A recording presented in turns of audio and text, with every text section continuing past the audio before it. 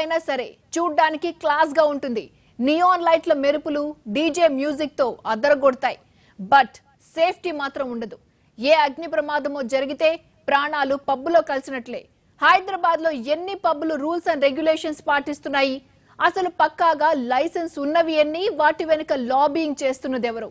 NTV పరిశోధనల్లో తేలిన అంశాలు తెలుసుకొని తీరాల్సిందే.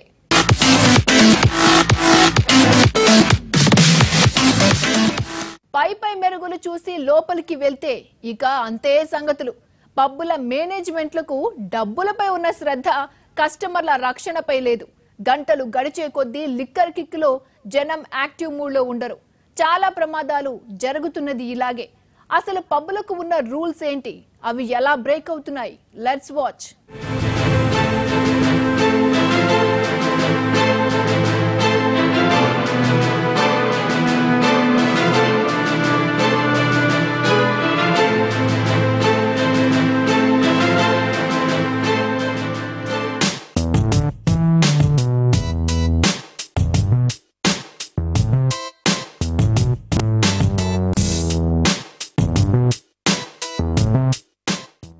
వీకెండ్లో పబ్బుకు వెళ్ళామా, ఎంజాయ్ చేశామా, అర్ధరాత్రి ఎలాగోలా ఇంటికెళ్ళామా, ఇంతవరకే ఆలోచిస్తున్నారు జనం.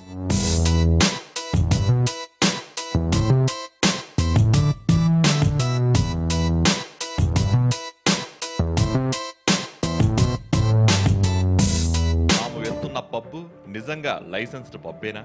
అది నిబంధనలు పక్కాగా పాటిస్తోందా? ఏదైనా ప్రమాదం జరిగితే తమను కాపాడేందుకు ఏర్పాట్లున్నాయా అన్నది ఎవ్వరూ ఆలోచించట్లేదు. పబ్ ఎప్పుడు తెరుస్తారు? డీజే ఎవరు? ఏ మందు దొరుకుతుంది? ఎంతసేపు తెరిచి ఉంటుంది? పోలీసులు వస్తుంటారా? ఇలాంటి విషయాలపై ఆసక్తి చూపుతున్న పబ్ లవర్స్ తమ సేఫ్టీకి సంబంధించిన విషయాలపై మాత్రం పెద్దగా ఆసక్తి చూపకపోవడం విచారకరం.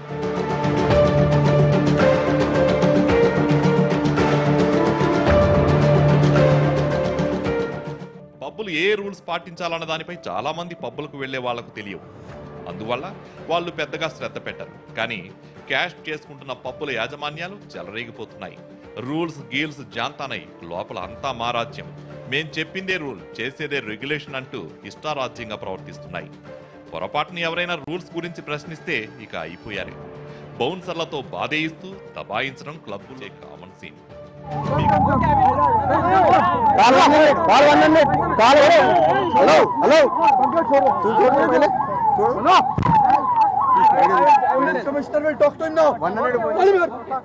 మీకు తెలుసా, బెంగళూరులో పబ్బులు ఇష్టారాజ్యంగా వ్యవహరిస్తుండటంతో అక్కడి బృహత్ బెంగళూరు మహానగర పాలికే రూల్స్ గుర్తు చేసింది. లైసెన్స్ లేని వాటిని మూసివేయాలని ఆదేశించింది. లైసెన్స్ ఉన్నా నిబంధనలు పాటించకపోతే సీరియస్ యాక్షన్ తీసుకోవాలని ఆర్డర్ వేసింది. Live and record music play చేసే పబ్బులపై చర్యలు ఎందుకు తీసుకోవట్లేదని పోలీసు అధికారులపై మండిపడింది. సిటీలో ఉన్న అన్ని పబ్బులు ఎన్ఓసి ఫైర్ సేఫ్టీ డిపార్ట్మెంట్ ఇచ్చే సర్టిఫికెట్లను సబ్మిట్ చేయాలని కండిషన్ పెట్టింది. అన్ని సర్టిఫికెట్లను పరిశీలించి అంతా పక్కాగా ఉంటే అప్పుడు ఆథరైజేషన్ సర్టిఫికెట్ ఇస్తామని, అది ఉన్న పబ్బులు మాత్రమే ఇకపై నడవాలని ఆదేశించింది బీబీఎంపీ.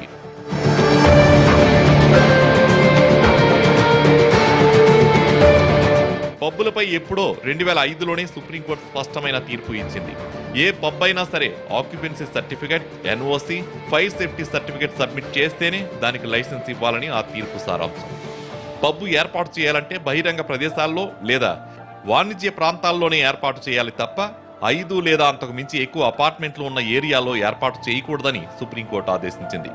దక్షిణాదిన చాలా పబ్బులు ఈ రూల్స్ ఏవి పాటించకపోయినా అవి దర్జాగా నడుస్తుండటం విచిత్రం. రూల్స్ ఉన్నది పాటించడానికే. అవి పాటిస్తే అందరికీ మేలే జరుగుతుంది. పబ్స్ లో అగ్ని ప్రమాదాలు జరిగిన ఘటనలు చాలా ఉన్నాయి. మన పక్క రాష్ట్రాల్లోనే ఎన్నో ఉదంతాలు.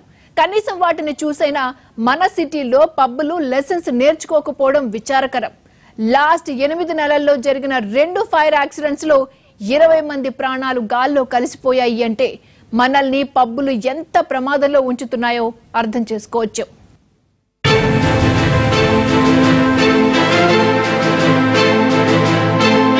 పక్కవాడు చేసిన తప్పు మనం చేయకూడదు, ఇది కామన్ ప్రిన్సిపల్. పబ్బులు మాత్రం ఇలాంటి నీతి సూత్రాల్ని పట్టించుకోవట్లేదు. జరుగుతున్న ఉదంతాల్ని చూసైనా మార్పు తెచ్చుకోవట్లేదు. గతేడాది డిసెంబర్ 29న ముంబైలోని వన్ అబౌవ్ పబ్ లో జరిగిన అగ్ని ప్రమాదం ఏకంగా 15 మంది ప్రాణాల్ని బలి చేసింది. పబ్ ఉన్న కమలా మిల్స్ భవనం బూడిద కుప్పలా మారింది.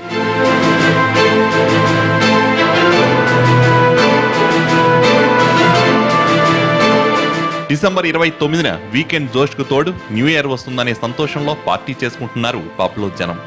వాళ్లలో కొంతమంది పుట్టినరోజు వేడుకల్లో మునిగి తేలుతున్నారు. ఇంతలో సడన్ గా మంటలు వచ్చాయి. క్షణాల్లో అవి పబ్ అంతా వ్యాపించడమే కాదు, ఏకంగా కమలా మిల్స్ భవనాన్ని చుట్టుముట్టాయి. పబ్లో ఉన్న వాళ్లంతా తప్పించుకునేందుకు ప్రయత్నించారు. అలా వెళ్లలేకపోయిన 15 మంది అక్కడికక్కడే సజీవ దహనమయ్యారు. 10ల సంఖ్యలో గాయాల పాలయ్యారు.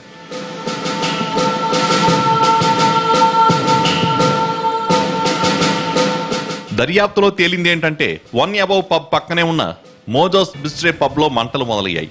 అవి 1 అబౌవ్ పబ్ కు విస్తరించాయి. హుక్కాల్లో వాడే చార్కోల్తో వచ్చిన మంటలు కట్టెన్లకు అంటుకోవడంతో అగ్ని ప్రమాదం జరిగిందని తేల్చారు. ఈ 2 పబ్బుల్లోనూ ఫైర్ సేఫ్టీ యంత్రాలు పరికరాలు లేకపోవడంతో తీవ్ర విషాదం జరిగిపోయింది.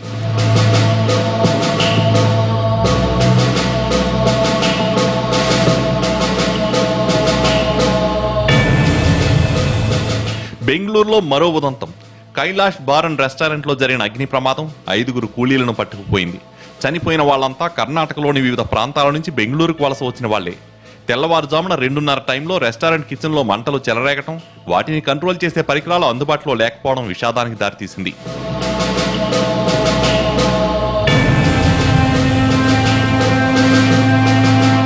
ఎన్నో ఎందుకు ఈ 2 ఉదంతాలు చాలు పబ్బులు బార్లలో అగ్ని ప్రమాదాలు జరిగితే నష్ట తీవ్రత చాలా ఎక్కువగా ఉంటుందని చెప్పడానికి.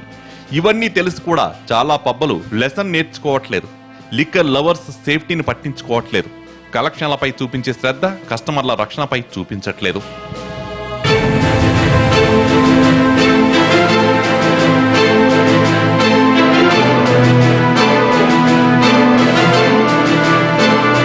హైదరాబాద్ పబ్లలో ఫైర్ సేఫ్టీపై ఎన్టీవీ లోతైన పరిశోధన చేసింది. షాకింగ్ విషయాలు తెలిసాయి. మన పబ్లకు వెళ్తే కొంప మునిగినట్లే. ఎక్కడికక్కడ మనీతో మేనేజ్ చేస్తూ రూల్స్ ని గాలి కొదిలేస్తున్నట్లు తేలింది. ఏ అగ్ని ప్రమాదమో జరిగితే తీవ్ర నష్టం జరిగేలా ఉన్నాయి పబ్లలో పరిస్థితులు.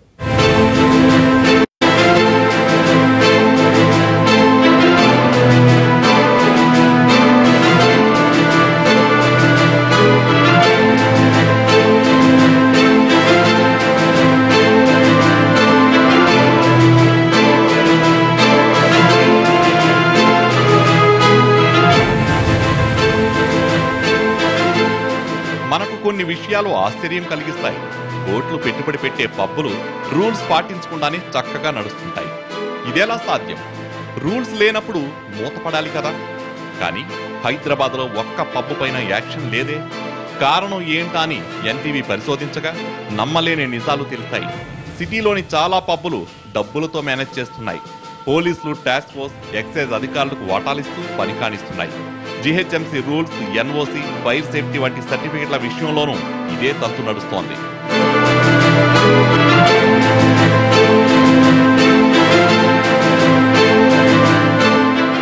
హైదరాబాద్లోని చాలా పబ్లు ఇరుకు సందుల్లో ఉన్నాయి. అగ్ని ప్రమాదం జరిగితే వాటిలో మాడి మసి కావాల్సిందే. జూబ్లీ హిల్స్, బంజారా హిల్స్, మాదాపూర్లోని పబ్లు కూడా ఇలాగే ఏడ్చాయి. ఫైర్ సేఫ్టీ అధికారులు పై తనిఖీలతో సరిపెడుతున్నారు. నిబంధనలు ఎందుకు పాటించట్లేదని నిలదీయకుండా రాజీ పడుతున్నారు. ముంబై, బెంగళూరు ప్రమాదాల తర్వాత ఓ 10 రోజులు హడావుడిగా తనిఖీలు చేశారు. ఆ తర్వాత మళ్లీ పబ్బుల వైపు చూడట్లేదు. కారణం తెర వెనుక కుదురుతున్న డీల్సే.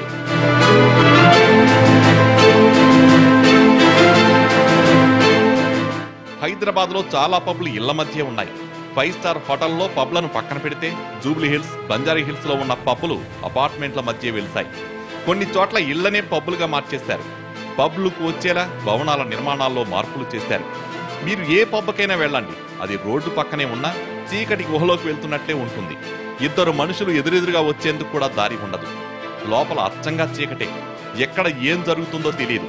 ఏదైనా జరిగితే ఒకేసారి ఎక్కువ మంది కస్టమర్లు బయటకు వెళ్లే పరిస్థితులు ఉండవు. ఫైర్ ఇంజన్లు లోపలకు వెళ్లాలన్నా వీలుండదు. రూల్ ప్రకారం ఏ భవనమైనా ఫైర్ ఇంజన్లు వెళ్లేందుకు 3 వైపులా మార్గం ఉండాలి. అలా లేకపోవడం వల్ల అగ్ని ప్రమాదం జరిగితే ప్రాణాలు గాల్లో కలవడం ఖాయం. ముంబైలో మోజోస్ బిస్ట్రో పబ్ భవన నిర్మాణంలో నిబంధనలు అతిక్రమించారంటూ అధికారులు కూల్చివేశారు. కానీ పోయిన ప్రాణాలు తిరిగి రావు కదా. నష్టం జరిగాక చర్యలు తీసుకునే కంటే ముందే జాగ్రత్త పడితే ఇలాంటి ప్రమాదాల్ని అడ్డుకోవచ్చు. హైదరాబాద్ పబ్బుల్లో పరిస్థితి మరీ దారుణం. వాటిలో ఎంట్రన్స్ కి ఎగ్జిట్ కి ఒకటే తలుపు ఉంటుంది. అది కూడా చాలా చిన్నగా ఉంటుంది. 4 వైపులా మూసివేసి గుడ్డి బల్బుల వెలుతురులో ఉంటుంది లోపల వాతావరణం. ఆల్కహాల్ మీద నిప్పు వేసి స్టీవర్డ్స్ రకరకాల విన్యాసాలు చేస్తుంటారు. కంట్రోల్లో ఉన్నంత వరకు అంతా బాగానే ఉంటుంది. పరిస్థితి అదుపు తప్పితే మాత్రం ఊడిదే.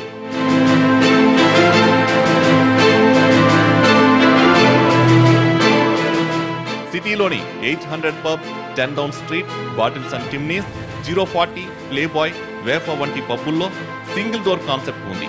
సహజంగా ప్రమాదాలు జరిగినప్పుడు జనం తప్పించుకునేందుకు ఎమర్జెన్సీ ఎగ్జిట్ ఉండాలి.